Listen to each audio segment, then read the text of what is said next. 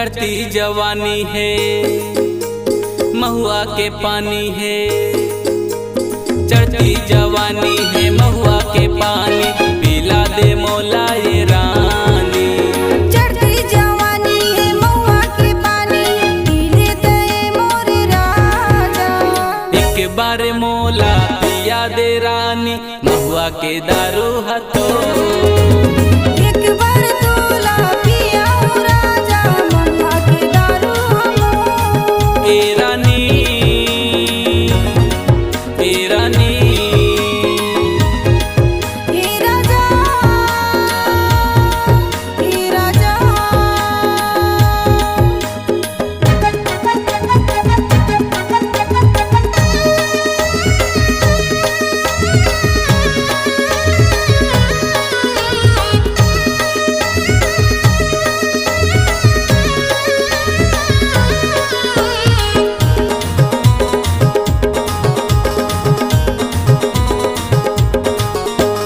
बिन पिए मोला चढ़ जाते गोरे, देखे के तोरे जवानी, चल धसते ऐसे जैसे की गोरी, टपकत है महुआ के पानी।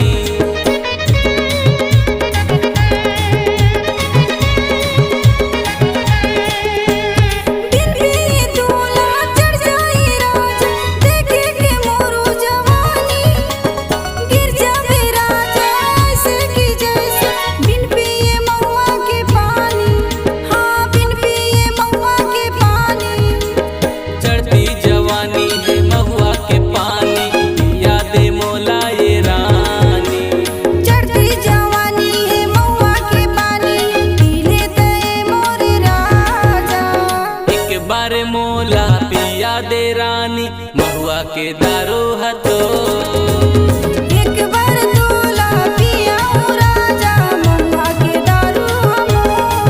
ए रानी ए रानी हे राजा हे राजा।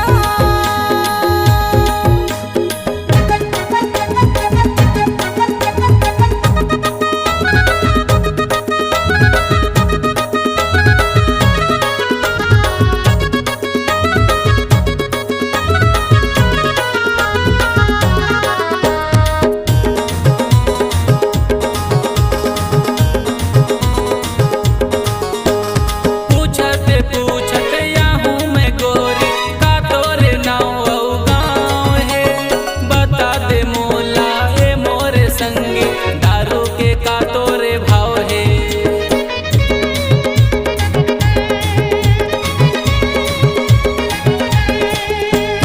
पूछत पूछत मैंने जोड़ी, मोरा गाँव जिला। महुआ के दारू दे दो मैं राजा, 100 रुपया बोतल के भाव है, 100 रुपया बोतल के भाव है। चढ़ती जवानी है महुआ के पानी, पिया दे मोला ये रानी। चढ़ती जवानी है महुआ के पानी, पीले दे मोरे राजा। एक बार मोला पिया दे रानी, महुआ के दारू हतो। एक बार तोला पिया राजा, महुआ के दारू हमो। ए रानी ए रानी हे राजा हे राजा।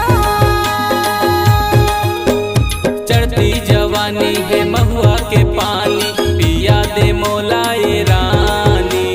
चढ़ती जवानी है महुआ के पानी, पीले दे मोरे राजा। एक बार मोला पिया दे रानी, महुआ के दारू हतो।